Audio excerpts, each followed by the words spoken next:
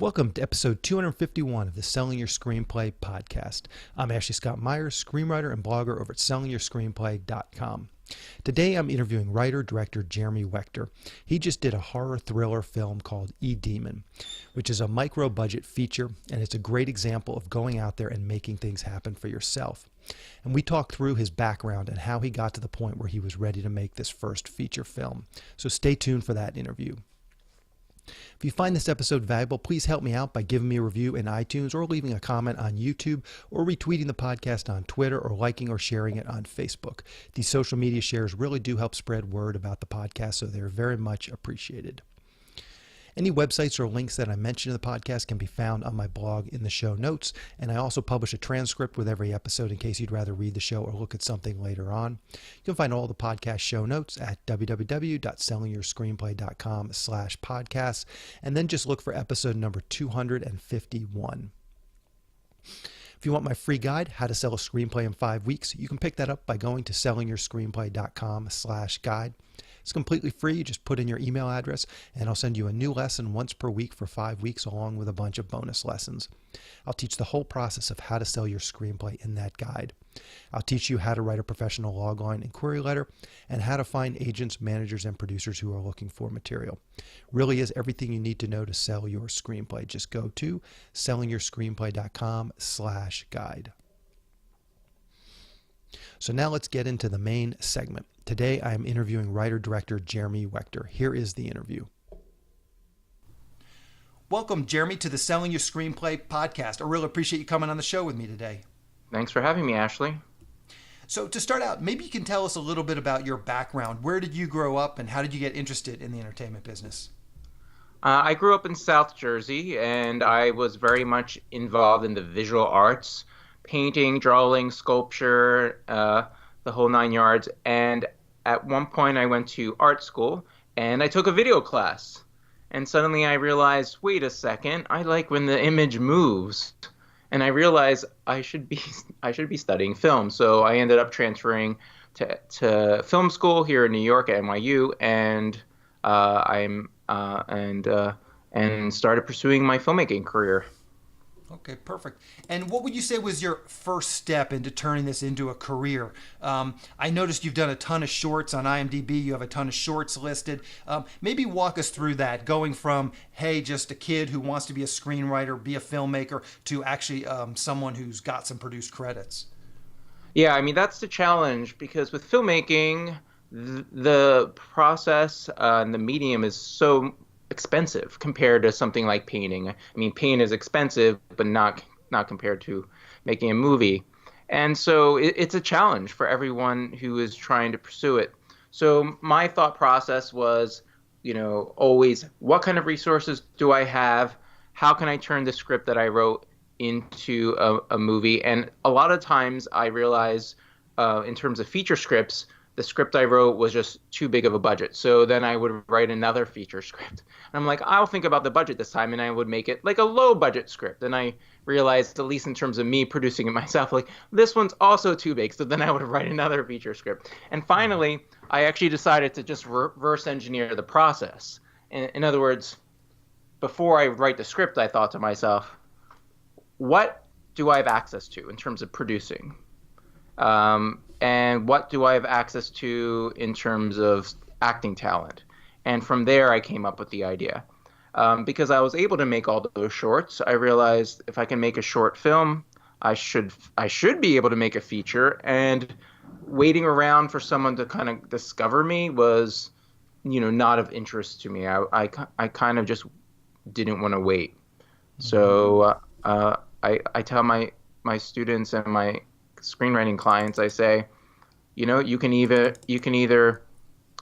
submitting your screenplays to folks is great, but you can also produce them, or at least produce a short version of them, and as a proof of concept. Yeah. And so as you're writing these various scripts, were you also trying to pursue that angle of just sending the scripts out, the typical stuff, get an agent, get a manager, find a producer for some of these scripts that maybe you didn't have the means to produce? Yeah, I mean, for I have a couple like big budgeted scripts, and And yeah, I sent them out, and I was able to get some attention for them, and there was some like rumblings of some producers wanting to make them, but nothing panned out. Nothing panned out because the truth is, a producer could be interested, and then they still have a gigantic epic process in front of them, which is, of course, to raise money, to get attachments in terms of acting talent, and potentially directing talent as well. And it's even if they're 100% on board, it doesn't always mean that they will be able to make the project come to fruition. Yeah, yeah, for sure. So let's talk about some of these shorts. How would you say they helped your career as you're doing all these shorts? What did you learn, and what did they do to sort of advance your career? Well, a lot of folk times on panels, you see people talk about persistence and so forth. And while persistence is 100% true, you absolutely need to be persistent in order to get something done. You also have to be simultaneously like working on your craft. And so shorts are a great opportunity to work on one's craft, both in my case as a writer and as a director. And it's a great opportunity to find out who you work well with and sort of create a ragtag group of team members in order to make the next one. Mm-hmm. So I think that's the largest impact it had. Some of my shorts were able to get into festivals and do the festival circuit, and I was able to meet like some producers that way. But honestly, for me, it was really just the largest impact was craft. Mm-hmm. For sure. So let's dig into your latest film, E-Demon. Maybe to start out, you can just give us a quick pitch or log line. What is that film all about? So E-Demon is a supernatural cyber thriller. It's about a group of former college friends who get together for a night of laughs and beer and reminiscing. And during one of their pranks via a video chat, one of them accidentally releases this demon that had been trapped for centuries in their Salem, Massachusetts, uh, in their Salem, Massachusetts attic. And from that point on, the night takes a turn for the worse, and the friends have to determine what is real, and they have to determine who they can trust, because this particular demon is able to possess multiple people at once. And it really becomes a sort of psychological thriller where the audience is put in the same sort of position as the characters themselves. The characters are on a video chat. The audience is on a video chat. The characters are trying to determine who they can trust. And so is the audience. So it's an exciting film, and the key from the very beginning was how can I ensure that this is a visual movie? And since this was written prior to Unfriended, it was all fresh, and I luckily it turned out well in terms of it being a pretty dynamic and visual movie. Okay, perfect. And you mentioned a moment ago just the sort of the budget constraints that maybe you're working under, and I'm sure that impacted this story a little bit. But maybe you can talk about sort of the genesis of this idea. Where did the idea come from, and then how did you move that into an actual screenplay? Yeah, as I mentioned, it was all about reverse engineering. What did I have access to in terms of resources, locations, actors, and through And that let's talk process. about that. Let's talk about that. Maybe you can talk about some of the resources that you had access to, because there's probably people out there that maybe have access to the same sorts of resources, but maybe aren't thinking in those terms. Yeah, I mean, when I say resources, I mean like what kind of locations could I get? Because, even something as simple as that, when you watch a movie and they're in a restaurant in a hospital, it might not seem like that elaborate. But the truth is, it can be really challenging to film in a hospital, or it can be Mm-hmm. really challenging to film in certain restaurants or in a school or something like that. So I definitely was thinking in terms of domestic locations, people's houses, people's apartments, and so forth. Here in New York City, you're able to shoot on the street without a permit as long as it's considered handheld. So I knew, street shooting was a possibility. We have the Brooklyn Bridge here in New York City, so I'm like, that's going to be in the movie. um, So that was actually the start of it. I have a pretty extensive acting network, and I was able to get some really great audition space for free. And we did an extensive casting process. Like for a small movie, we had over 10 casting sessions. I think we saw like 500 people. Wow. It's a relatively large cast for a small movie like Hmm. this, and so it was really critical to ensure that the various uh, cast members had chemistry in terms of the friendships that were supposed to be there, the family relationships that were supposed to be there, the romantic relationships that were supposed to be there, and so on. Hmm. Perfect. So let's dig into your actual writing process. Where do you typically write when you're writing? Let's see. I don't really have one single location. Like I'll write in my apartment, I'll write in a coffee house, I'll write in the park. Hmm. I always tell my students and screenwriting clients, if you have an idea, write it down right then and there, wherever you are. It doesn't matter. It doesn't matter if you're in the middle of the subway, in the middle of a party, or in the middle of sleeping. Find a piece of paper or some sort of, iPad or iPhone and get it down. Hmm. So so there's no one particular location. And when do you typically write? What time of day? Are you a morning person, a night person? I don't have a particular time that I write, but what I do if I am writing a screenplay at the time is I will write 10 minutes minimum per day. And I know that doesn't sound like a lot because it's 10 minutes, right? Hmm. But the key here is like 10 minutes minimum. So that means there'll be days when I'm put on the timer, start writing, the timer goes off, and I'm done because I just don't want to keep going. And I don't have to feel guilty that day because I wrote. Other days, I'll set the timer and I get in the groove. And the Hmm. timer goes off and I keep on writing, and that can turn into an hour or 2 hours or 3 hours.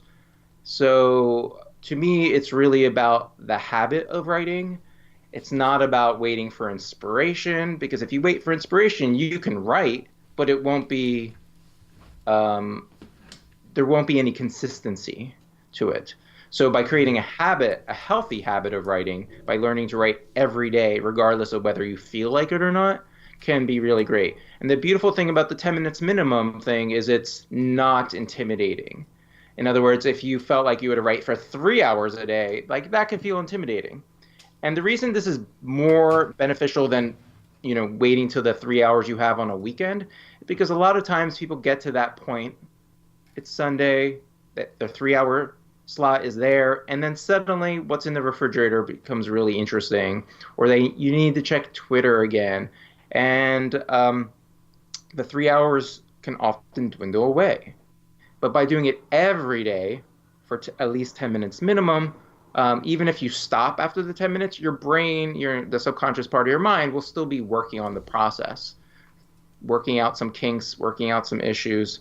And in fact, uh, there was for one screenplay, I tried to do the 10 minutes minimum like at night. So that way, when I went to sleep, I would be still processing it. And honestly, there would be days in the morning when I woke up and I had a fresh new idea for the screenplay. So Hmm. it can be really, really productive.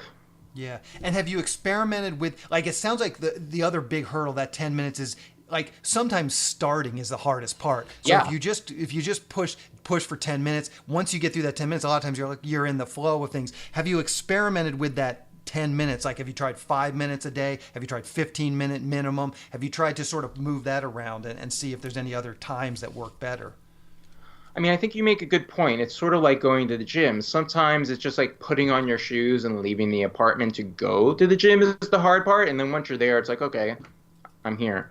So whether it's 5 minutes, 10 minutes, or 15 minutes, to me, it's the non-intimidating number of minutes Hmm. that will ensure that you can create this habit and do it every day, because Hmm. 10 minutes, it can fly by. And yet, here's the thing. I guarantee, and I don't use the word guarantee lightly, Uh-huh. guarantee you'll get more done in 10 minutes minimum per day than 0 minutes per day. Zero Yeah. minutes per day will get you nothing. For sure. So, how much time do you spend preparing to write? In other words, creating an outline versus actually opening Final Draft and writing out dialogue and scene descriptions? Gotcha. Yeah, just to be clear, when I say 10 minutes writing per day, that includes anything. So that includes writing an outline, that includes brainstorming ideas, that includes, even on some days, I'll count research as the 10 minutes minimum per day if there's something I need to like look up. Um, so anything, as long as you're doing something as opposed to thinking about something, because thinking about writing is not writing. But if you're brainstorming ideas, for a particular title or a particular character name or for a particular scene event, then that counts as far as the 10 minutes goes. It certainly, if you're working on an outline, that counts. I'm huge into outlines, huge into that because screenplays are blueprint for visual storytelling, and because movies exist in time, screenplays tend to be a lot more pure in story than something like a novel. And when I mean by pure, it's not a judgment of good or bad. It just means in a novel, you have the luxury of like digressing into a poetry or digressing into an essay and then eventually coming back to the story. In cinema, you don't want to digress from the story for too long. I mean, there's a few exceptions if it's like there's a musical number or, some sort of comedy dynamics going on, then you can certainly digress for a bit. And because screenplays and because cinema exists in a time-oriented art form, therefore things like duration, pacing, rhythm are central. And because of that, that's why structure is essential. In fact, there's some more parallels between, in my opinion, between screenplays and like writing music than there are between screenplays and writing a novel. And if you look at music, even if you don't know how to read it, you can very much see that there's structure involved.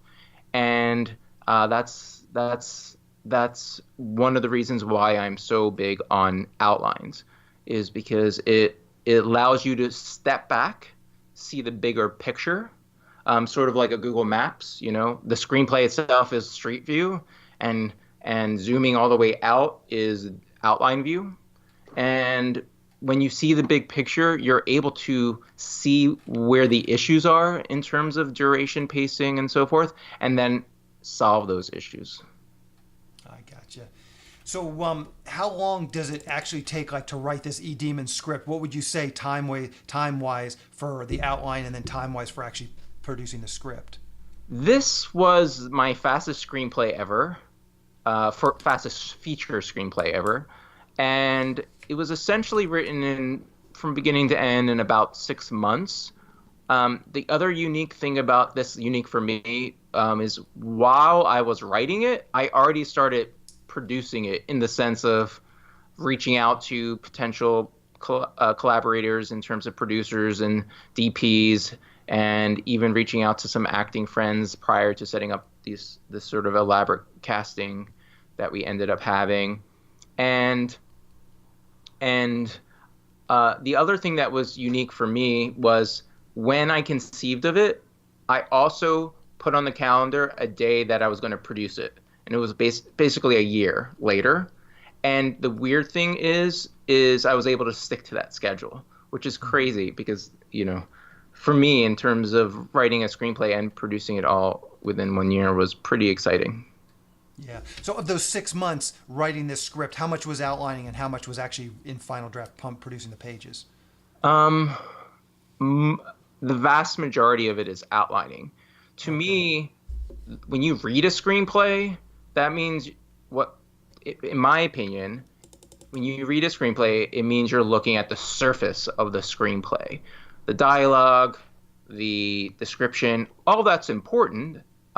So when I say surface, I'm not meaning it in a derogatory way. Just like when you walk into a building, the surface, the walls, the floor, the ceiling, that's what you see.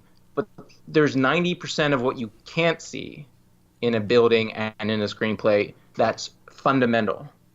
The underlying foundation, the underlying structure is fundamental. And if that's not right, you can spend all your time rearranging, the words. You can paraphrase the dialogue all you want, but if the underlying story structure isn't sound, then it's just going to be like moving around chairs on the Titanic, in my opinion. Sure, sure. So, how do you know when your script is ready to show others? You've been working on this draft. You've read it over, and you feel like it's almost there. What is that moment for you when you say, "Okay, I need to start getting feedback from other people"?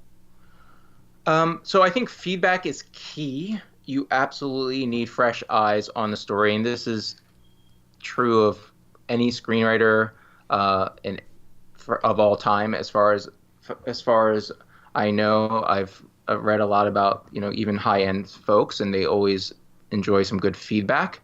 And I think it's important to be able to select a specific group of people that you're giving it to, because you want to make sure you're getting healthy feedback, and that consists of combination and balance of positives and constructive, because if it's too far in one direction or the other, it's not going to be helpful. In other words, if you're sending it to people and they're just saying positive things, then that won't help you solve the issues that need work. And if you're sending it to folks and they're just like tearing it apart, then at the very minimum, that won't be good for morale. So you need a good balance. And quite frankly, it's important to know what is working, so you can build on what's. It's not just about seeking out positives for the sake of your ego. It's so you can build off of what's working and fix what's not. And as far as when to show, if you have that trusted group of folks who to show, I think early is good. And when I say early, I mean in outline mode. I would think there's no problem whatsoever if you have a 5-page synopsis, a 10-page treatment, of whatever you have, show it early, because you might be able to get fresh eyes on an issue that can save you many, many drafts and tons of heartache, because it will solve an issue before it gets too ingrained. Yeah, yeah. Okay, so now you're done with the script for E-Demon. It sounds like you were already doing some of the producing as you were going along, but maybe let's talk about that.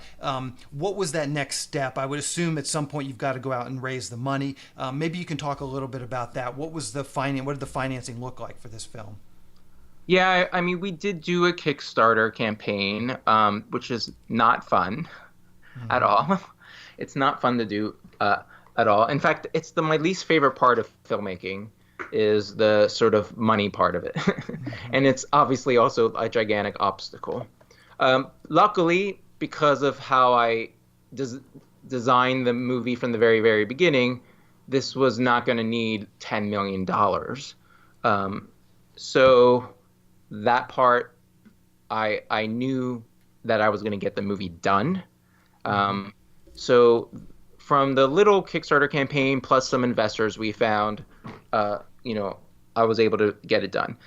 Yeah. After that, it really became all about casting, because again, we had counting extras like cops and paramedics and so forth. There were 50 people, 50 people. Wow.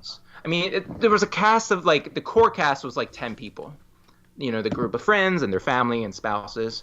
But there was a point when, like I said, cops and paramedics start entering the picture, and it sort of expands, and some of the characters leave their apartments and houses, and we get to see sort of more of the world that they inhabit.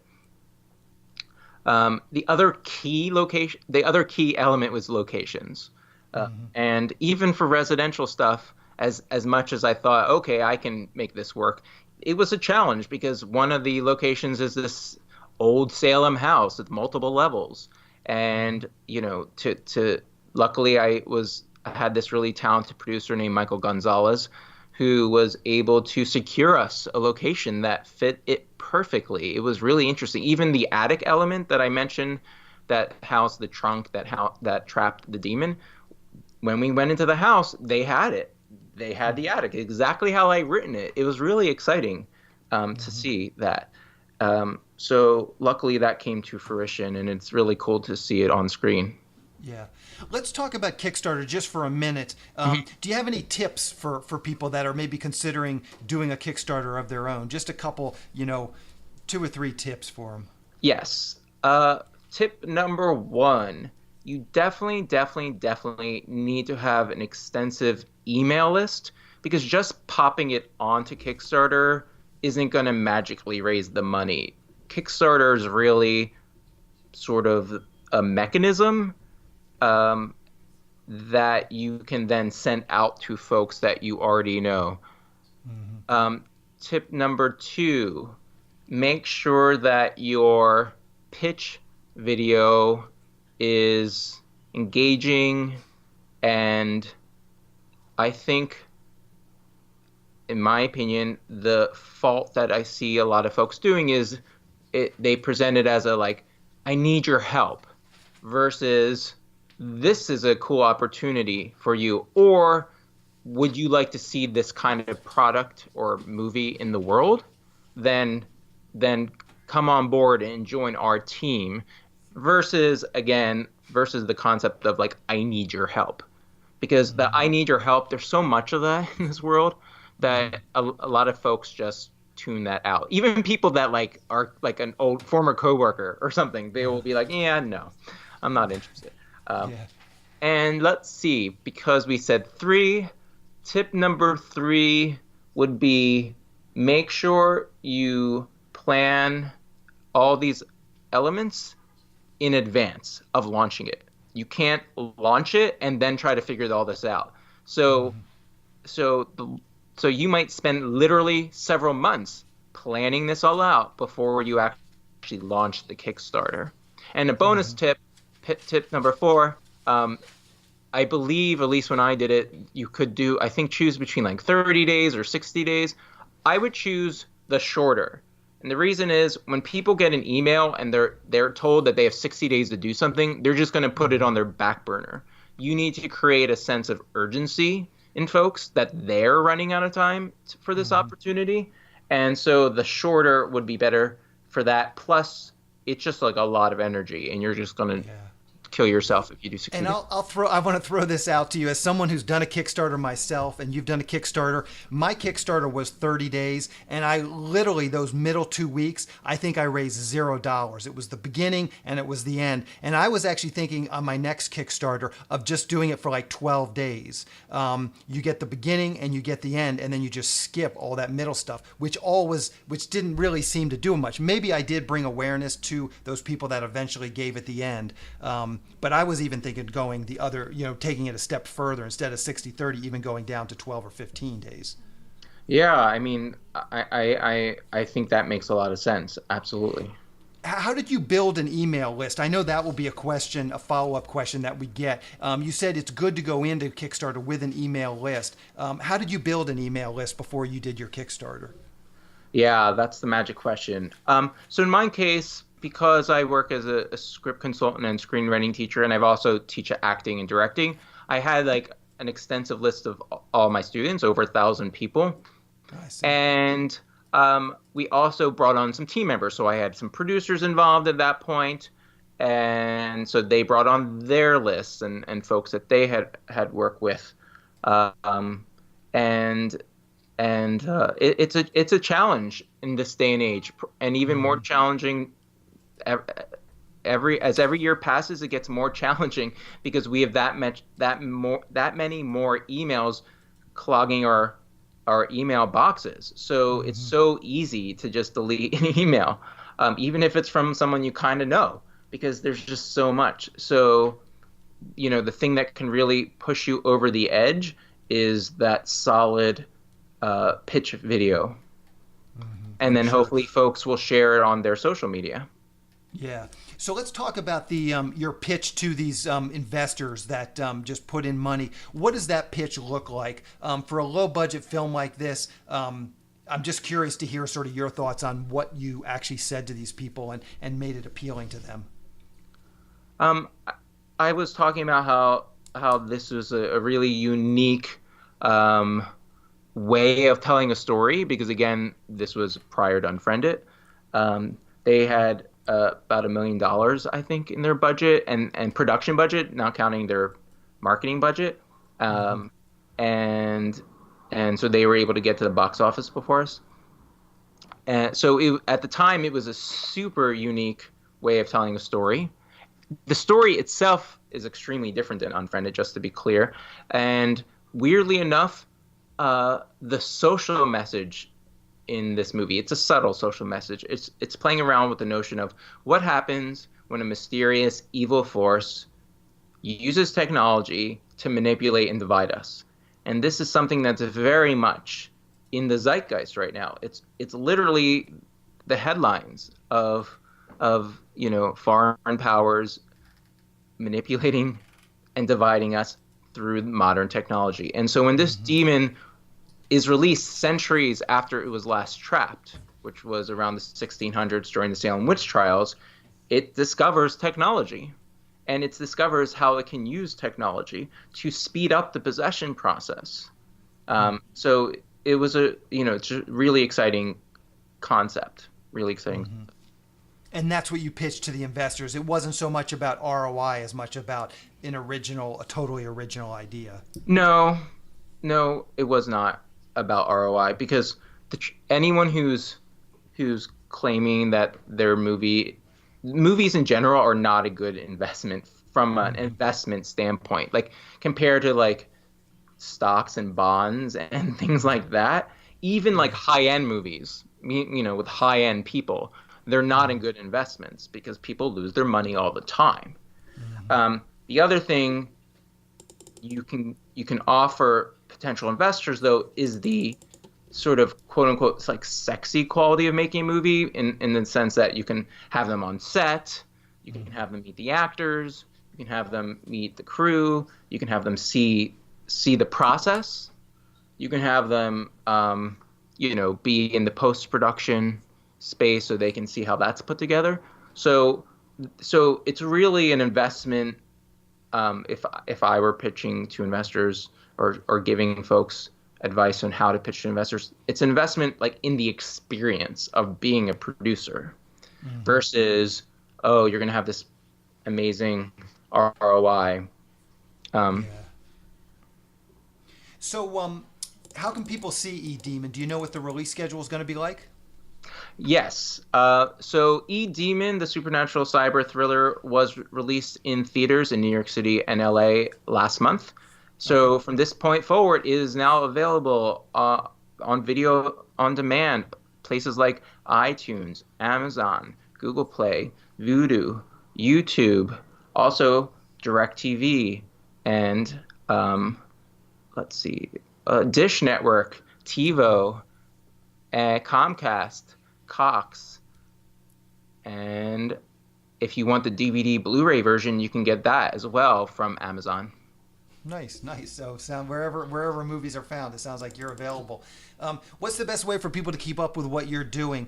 Twitter, Facebook, blog, anything you're comfortable sharing, I will round up for the show notes, but you can mention it now here. Sure. Well, the movie is certainly on social media on YouTube, Instagram, Twitter, and Facebook at eDemon. I think the handle for most of those are eDemon Resist. The website is edemonresistancenetwork.com. And so those would be great places if someone needed to contact me personally.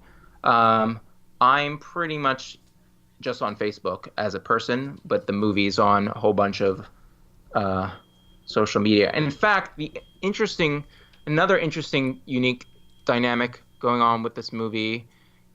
Uh, well, there was a beeping sound, so I'll start that sentence again.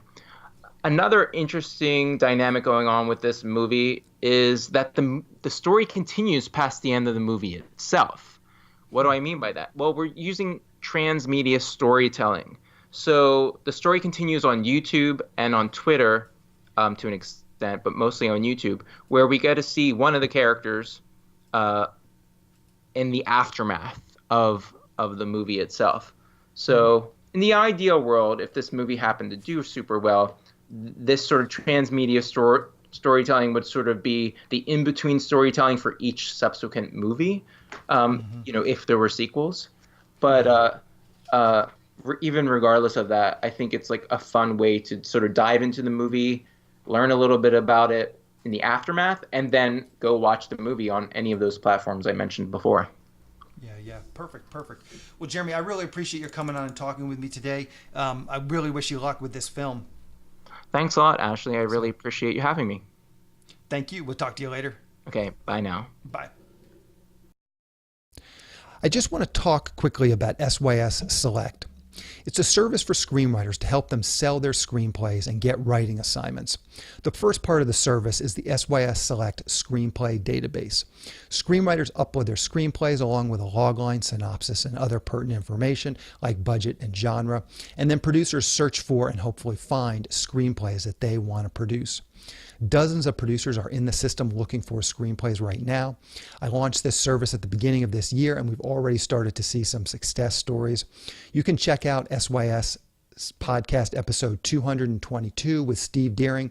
He was the first official success story to come out of the SYS Select database. You can learn more about all of this by going to sellingyourscreenplayselect.com. When you join SYS Select, you get access to the screenplay database that I just mentioned, along with all the other services that we're providing to SYS Select members. Those services include the monthly newsletter that goes out to our list of 400 producers who are actively seeking writers and screenplays. Each SYS Select member can pitch one screenplay in this monthly newsletter. We also have partnered with one of the premier paid screenwriting leads sites, so I can syndicate their leads to SYS Select members. There are lots of great paid leads coming in each week from our partner. Recently, we've been getting 5 to 10 high-quality paid leads per week. These leads run the gamut. There's producers looking for a specific type of spec script to producers looking to hire a screenwriter to write up one of their ideas or properties. They're looking for shorts, they're looking for features, TV and web series pilots, all types of different projects. If you sign up for SYS Select, you'll get these leads emailed directly to you several times per week.